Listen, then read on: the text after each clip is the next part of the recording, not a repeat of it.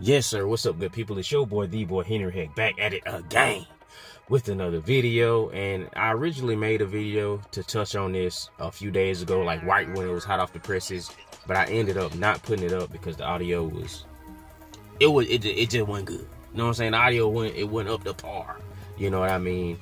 Not saying that I got excellent audio or anything, but 343 has been rebranded as Halo Studios. We've all seen they have released footage and stills of assets they have created for Halo inside of the Unreal 5 engine, which is going to be the new engine they're going to be using moving forward, which I'm not mad at. You know what I mean?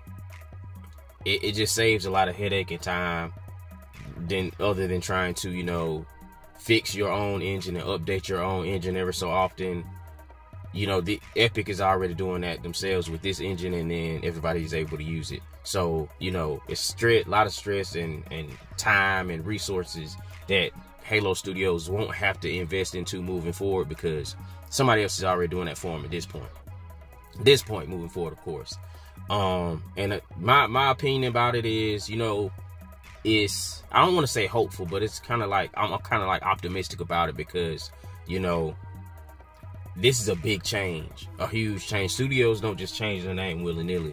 Studios don't just switch engines willy-nilly. You know, when CDPR made the decision to switch, it was hot news for a minute. You know what I mean? Because they had their own engine, and I'm not opposed to studios doing that, because not every engine is created equally. You know what I mean? A lot of these studios have their own engine that just leads to problem after problem, and they just can't keep up with, you know, Unreal and engines like the Decima engine, awesome engine. I feel like every first party PlayStation studio ought to be using the Decima engine. You know what I'm saying? But you know, all engines aren't created equally, and it would behoove you as a studio to recognize earlier on, rather than just trying to keep updating and tweak this and tweak that and wasting all that time, to just get on board. You know, just get on board. Because when you have a studio that go ahead and get on board early, you know, like I forget the studio name is escaping me right now, who created Remnant 2. They put out Remnant 2 Unreal 5, and next to no issues, game runs smooth like butter. You know what I mean? Shit on Concord all you want to. It was an Unreal 5 engine, ran smooth like butter. Look good. You know, Hellblade 2, though it was not a compelling video game, more so a visual experience, far as I know, it ran good, looked good. You know what I mean? And I think that the developers ought to really take a serious look. The developers who aren't using Unreal 5 should take a serious look at, you know, becoming competent at Unreal 5. You don't just want to jump over there now, because a lot of these studios are having tons of issues with this engine. You know what I mean? As well as Black Myth Wukong is doing, at best it's inconsistent as far as performance wise. You know, I'm not gonna say everybody having problems. I'm not gonna say everybody is not having problems, but people are having problems, and it's being talked about. So to say there are no issues with it would be, you know, dishonest. You know what I'm saying? So go ahead and get your feet wet as far as diving into the engine. And on the one hand, I like that they kind of got their hands on it and working with it and messing with stuff. But on the other hand, it's like you already have a game out inside of Halo Infinite that people have been, ain't nothing going on over there, and this game is already out. So you've been over here tinkering with this new engine situation. Meanwhile, your game over here dry. Your game is over here dry. You know what I mean? And that's my point of contention with this whole situation, because you could throw a new coat of paint on it, you can change the name, but if you don't change the innards, you know what I mean, if you don't change what's going on the inside, it's just gonna be more of the same. It's just gonna look better, it's just gonna run better. And mind you, people weren't complaining about the looks anyway. People weren't complaining, to my knowledge, they weren't complaining about the performance. They complained about the missing features, the lack of content, and I think that's about it. Missing features and lack of content as far as ongoing, because Halo Infinite was supposed to be a 10-year deal. That was supposed to be the next 10 as far as main thing, I think. You know, they was going to do the remasters, etc. But that was supposed to be a 10-year thing. Maybe they just meant it was going to be 10 years as far as the multiplayer aspect. You know what I'm saying? Maybe that's just what they meant. This was their gas. And you know, they believe that their gas was going to keep it pumping, keep it pushing for the next hot 10. You know what I mean? But what I want to go over right now, stepping away from that, is some potential advantages of Halo being available on PlayStation, because that's one of the things that people were leaning to as possible reasonings for the Switch, or one of the reasonings for the Switch to the Unreal Engine, was that it would make porting it to PlayStation more easier. Which, you know, I mean, it's understandable, you know, because you got to widely use a lot of the games use this engine. You know what I'm saying? So to use their own engine, Slipspace, I think it's called Slipspace, and to try to work that out and do all this, it would have just been a headache. And we did hear from some persons that, you know, Master Chief Collection had been pushed back due to some kind of internal delay or whatever. So perhaps it could have had to do with, initially they was working inside of Slipspace, and then at that point they made the transition, and then it caused a hiccup. But I don't imagine, if it is coming now, if it is coming, I don't imagine it'll take like too much longer. We'll probably see it, if it does come, in probably like a year and a half, 2 years. You know what I'm saying? Which in game development time ain't that long. You know what I mean? In real life, that shit long as fuck. Like in actual life, that's a long ass fucking time. But as far as game development time, 2 years ain't shit. Alright. Number one, increased player base.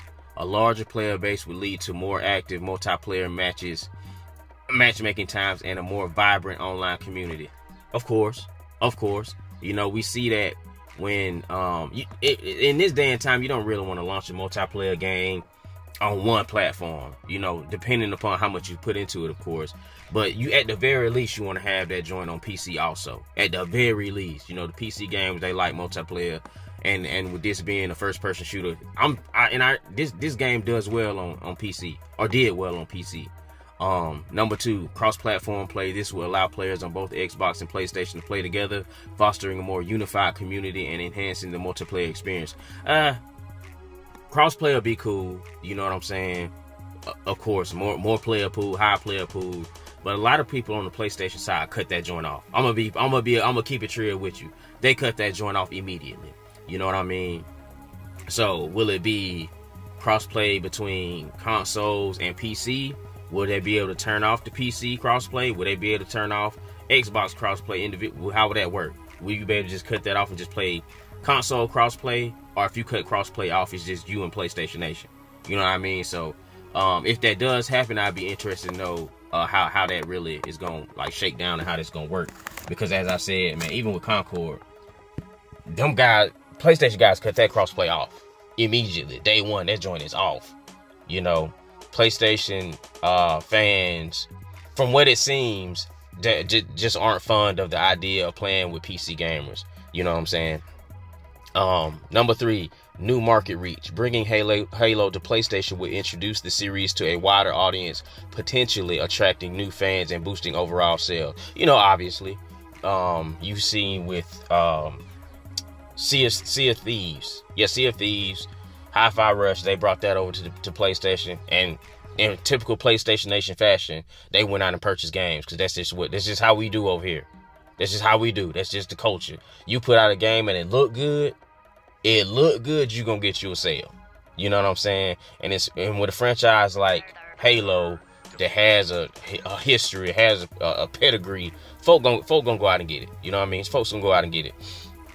It just is what it is. Number four, enhanced competition. Increased competition from other platforms could motivate Halo Studios to improve the Halo franchise, leading to better games and more frequent updates. That's a super optimistic point. Super optimistic point. Because it could very well go the opposite. It could very well go the opposite. You know what I mean? Because people they'll just throw it over there and it just do what it do. You know, they get that money and start funneling that into whatever it is they doing elsewhere. You know, it doesn't automatically guarantee that they're going to be better. Just like this name change and engine change doesn't guarantee that we going to get a better product in the end. You know, it's all about the innards. And depending on how they work out on the inside is, what we gonna get. Number 5, potential for exclusive content. If a deal were struck, both PlayStation and Xbox could offer exclusive content or features to their respective versions of Halo, providing incentives for players to choose their preferred platform. I don't know how that would work. If anybody got incentives, it would probably be people on Xbox or people who would be playing it through Game Pass. I don't see, with it being a Xbox studio, I don't see them offering up PlayStation any kind of exclusive. And also, what would the exclusive be other than cosmetics? You can't give them an exclusive weapon. You can't do that because it will put one platform at a disadvantage. So, what you gonna give them exclusive maps? Then that will kind of defeat the purpose of the whole crossplay situation, because the PlayStation people wouldn't even get to play on the maps. You know what I'm saying? So I'm not really sure about that. And of course, these are just trying to look at it as a glass half full type of situation. This is not my list. I was unable to find the author of this list. Somebody had posted a screenshot of the list and they didn't give credit, unless it was that person, and then they went on to say, however, it's important to note that these are potential advantages. Yeah. And the actual outcome would depend on various factors, such as how the transition is handled, the quality of the PlayStation version, and the overall reception from the gaming community. I think the overall reception of it coming to PlayStation, it'll be a positive reception, I would think. There are some games that I would, play, especially that Master Chief Collection. I would definitely run through them games again. I would definitely play Reach again. I would definitely play ODST again. It's just the latter half of the Halo games that I really don't care for. I wouldn't play any of those games. I played multiplayer inside of Infinite for like 3-4 days. It was cool, so I probably wouldn't even jump into that if it were to come over the PlayStation, to be honest with you.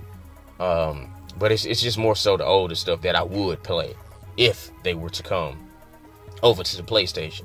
But again, just to reiterate that, you can dress an ugly pig. At the end of the day, it's still a pig. So if they don't fix the core issues they have inside of that studio, leadership, there's been some things floating around with the chief of staff being one of those. You know what I mean? And I'm not a type of person to immediately just hop out the window and just start tossing labels and slandering and just assuming the worst. I think right now it's just a period, like good brother Will said, it's just a period of overcorrection, whereas people have been forced to eat shit for like the last 4, 5, 6 years, and then now at this point they see a plate of shit, they just see some shit, or they see something that look like a plate of shit and they go, it could be chocolate ice cream, but it looked like shit, so damn it, DEI, you know what I'm saying? So I'm more willing to give something a chance and actually come out, you know what I mean? Because this person was a lady, and just women are just more likely to be representatives of certain things. They're just more accepting, and they're more trying to look out for everybody, and you know what I mean? So they're more likely to be these type of individuals anyway. And it doesn't necessarily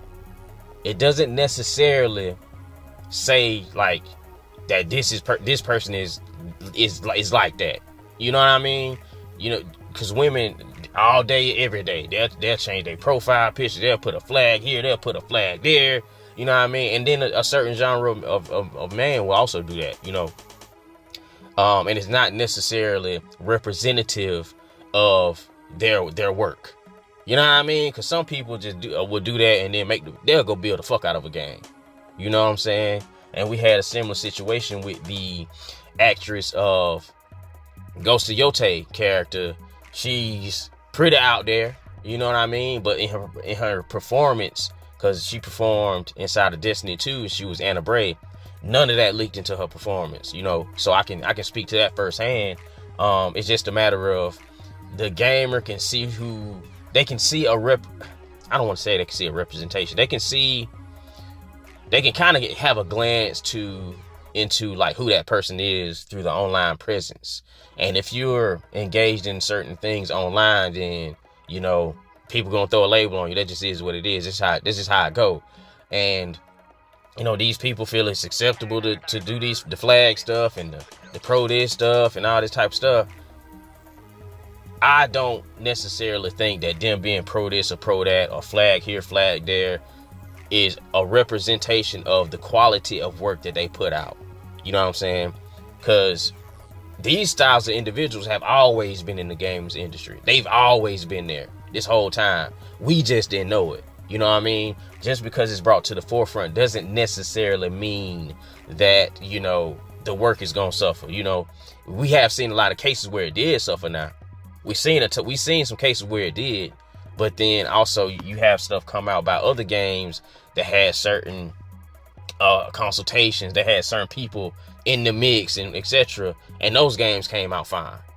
You know, I don't think that whoever is placing these people in these positions right now, at this point right now, is that crazy, especially with a franchise like Halo, and it's already on the downhill. You don't want to build that back up and put out a subpar, highly, I don't even want to say politicized, because it's not real politicized. Idealized, well, I don't want to say idealized product for the folk, you know, and then it just go ahead and drop on off the maps completely.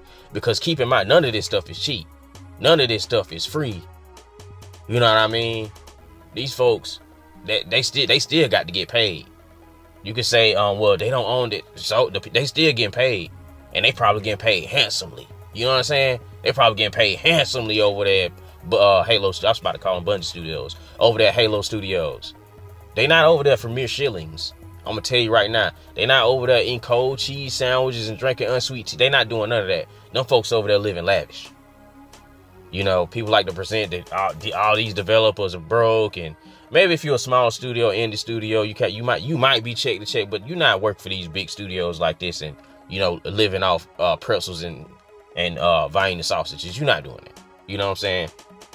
But this is my take on it. You know, end up being a super long video, but it is what it is. Sometimes it go like that. I just seen this, and you know, I was unable to process my first video, so I just wanted to, you know, offer some input. I seen this list. I thought it was a cool list, something interesting, so I just figured I'd just put that out there, offer my little take on it. That's all I got for you right now. I will catch y'all in the next one. I'm gone.